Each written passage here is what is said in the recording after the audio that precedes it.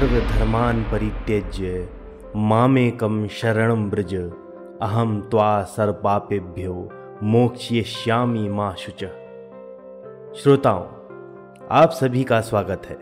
मैं आपका सूत्रधार अनुज आपके लिए एक बहुत ही रोचक श्रृंखला लेकर आया हूं।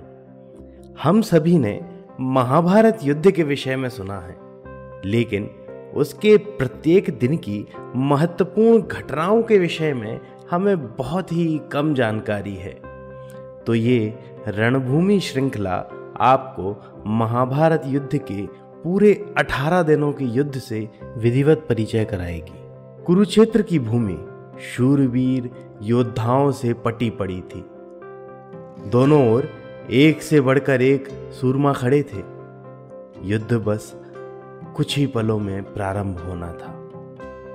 इस युद्ध से भारतवर्ष के भाग्य का निर्णय होना था। कौरव पक्ष दुर्योधन के अभिमान को संतुष्ट करने के लिए युद्ध में उतरा था, और वहीं पांडव पक्ष धर्म और अपने अधिकारों के लिए युद्ध हेतु तत्पर था। लेकिन इसी बीच पांडव पक्ष के सबसे शूरवीर और ताकतवर योद्धा अर्जुन ने युद्ध करने से मना कर दिया। उसने अपने धनुष और बाण रथ पर ही रख दिए। जिन गुरु ने उसे शिक्षा दी, जिन पितामह की गोद में वह खेला, जिन कुलगुरु ने उसे शास्त्रार्थ दिया, आज वो उन्हीं लोगों के विरुद्ध खड़ा था जिसका परिणाम उसे भी ज्ञात था। अर्जुन की योग्यता पर प्रश्न चिन्ह खड़े करने वाले को यमलोक की यात्रा करना ही भाग्य में लिखा जाता था।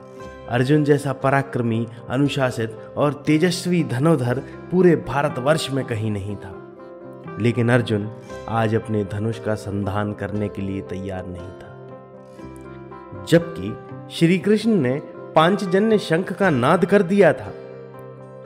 कौरवों के पक्ष में नारायणी सेना की एक अक्षौहिणी सेना मिलाकर कुल 11 अक्षौहिणी सेना थी, जिनमें गांधार, मद्र, अंग जैसी सेनाएं शामिल थीं। जबकि पांडवों के पास कुल 7 अक्षौहिणी सेना थी, जिनमें वृष्णि, मत्स्य और पांचाल जैसी सेनाएं शामिल थीं।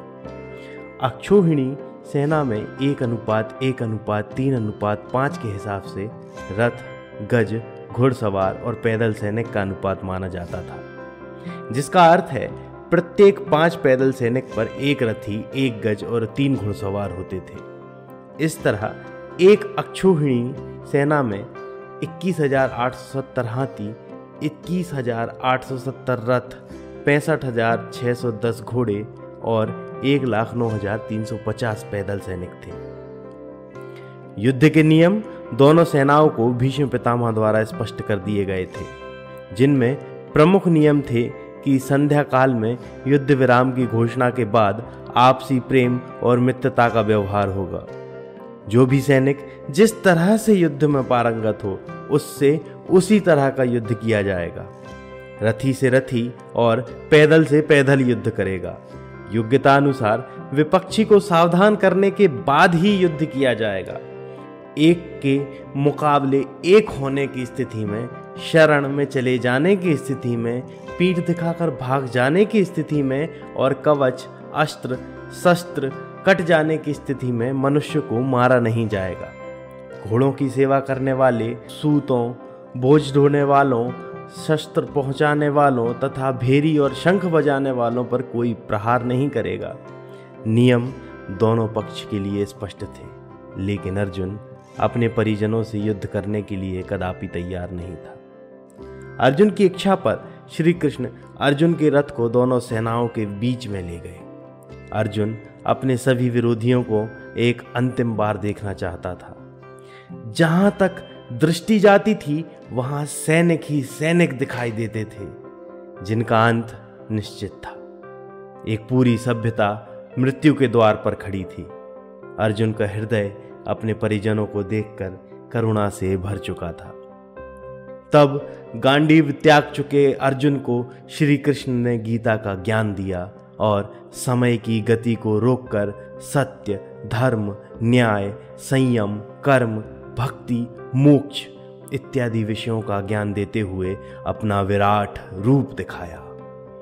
कर्मण्येवाधिकारस्ते मां फलेषु कदाचन मां कर्म फल हेतुर्भुर मां ते संगोस्तव कर्मणि। इस तरह गीता ज्ञान लेकर अर्जुन ने पुनः गांडीव धारण किया और युद्ध के लिए तैयार हो गया। दोनों सेनाओं ने अपनी अपनी व्यूह रचना तय कर ली थी, जिसमें कौरवों की ओर से भीष्म ने आक्रामक सर्वतोमुखी व्यूह का निर्माण किया और इसका सामना करने के लिए पांडवों की ओर से अर्जुन ने वज्र व्यूह का चयन किया। प्रथम दिन भीमसेन की चिंगाड़ पूरी युद्ध के शोर को काटती हुई चहुं ओर सुनाई दे रही थी।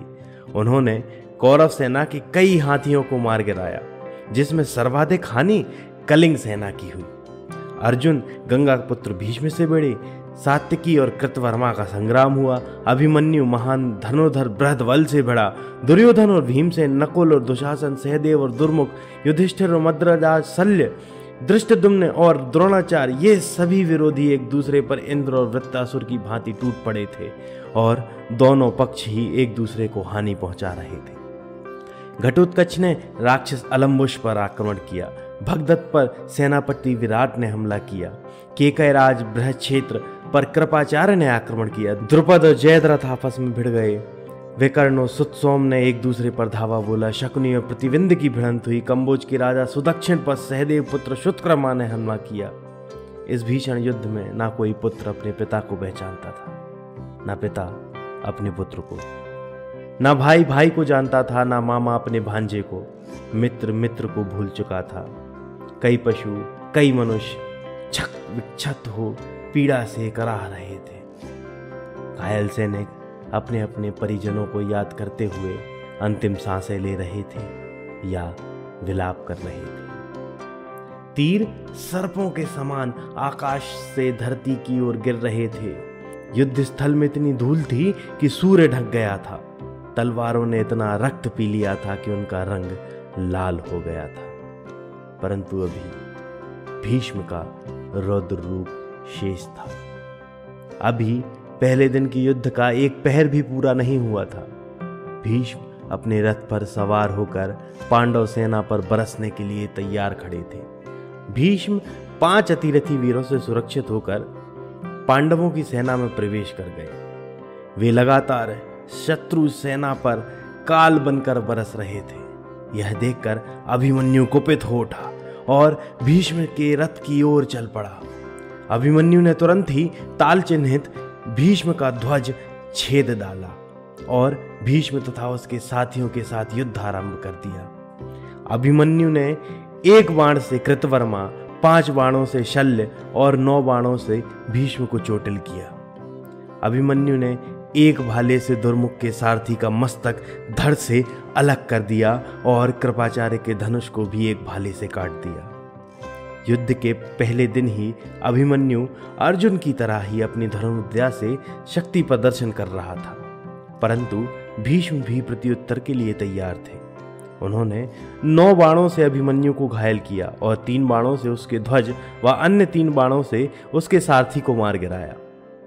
अभिमन्यु अब 5 रथियों से घिर चुका था, लेकिन इसके बाद भी वो लगातार बाणों की वर्षा करता जा रहा था।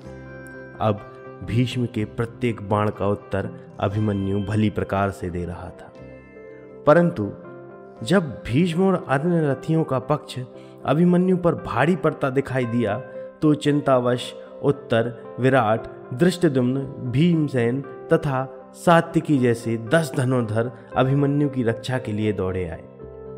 सिंह के ध्वज वाले भीमसेन का ध्वज भीष्म ने काट कर गिरा दिया और धृष्टद्युम्न और सात्यकी को चोटिल कर दिया। इसके उत्तर में भीमसेन ने भीष्म, कृपाचार्य और कृतवर्मा को बेध दिया।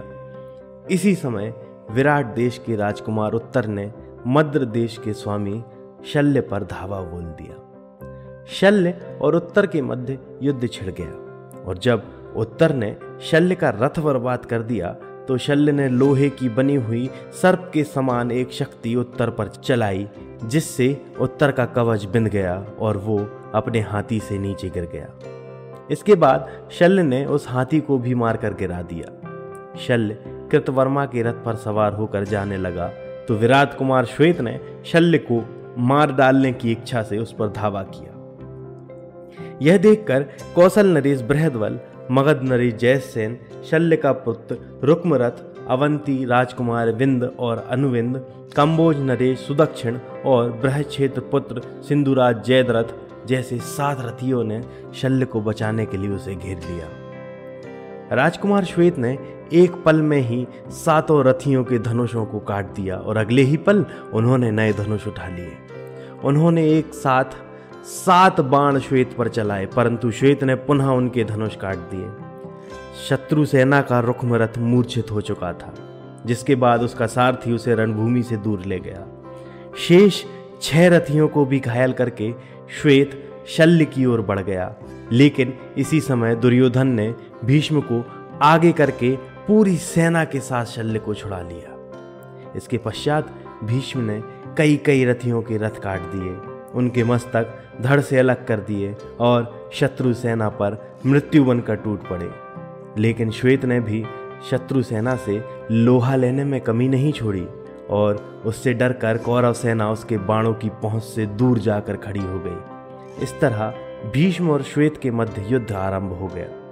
भीष्म का पक्ष इस युद्ध में कमतर होता देख दुर्योधन ने सारी सेना भीष्म की रक्षा के लिए भेज दी। भीष्म को जैसे ही कुछ समय मिला तो उन्होंने श्वेत के घोड़ों और सारथी को मार दिया। धरती पर पहुंचते ही श्वेत ने भीष्म पर शक्ति का प्रहार किया, लेकिन भीष्म ने उसके टुकड़े टुकड़े कर दिए। इसके उत्तर में श्वेत ने एक गदा के प्रहार से भीष्म को भी रथहीन कर दिया। भीष्म ने एक पंखयुक्त बाण को ब्रह्मास्त्र द्वारा अभिमंत्रित करके श्वेत पर छोड़ दिया, जो श्वेत के कवच और उसके हृदय को भेदता हुआ धरती में समा गया।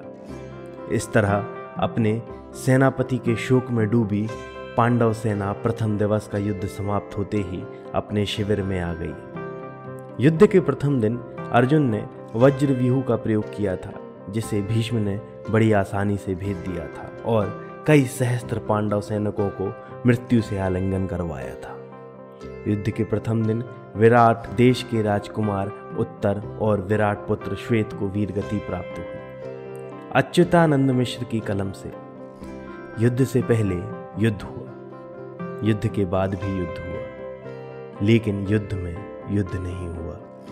युद्ध में अर्जुन था, युद्ध में कृष्ण थे। कृष्ण अर्जुन को युद्ध के विषय में बताते रहे। युद्ध में युद्ध नहीं होना था, युद्ध में कृष्ण को होना था, युद्ध में अर्जुन को होना था। युद्ध से पहले युद्ध हुआ, युद्ध के बाद भी युद्ध हुआ, लेकिन युद्ध में युद्ध नहीं हुआ। एक दिन सब मारे जाएंगे, कृष्ण ने कहा। अर्जुन ने मृत्यु के लिए तीर चलाया। युद्ध में 2 ही बचे, अर्जुन और कृष्ण। युद्ध में 2 ही मरे, अर्जुन और कृष्ण। युद्ध 2 के बीच ही हुआ, अर्जुन और कृष्ण। अर्जुन क्रिया है, कृष्ण विचार। शेष संज्ञाएं नष्ट होनी थी, नष्ट हुई।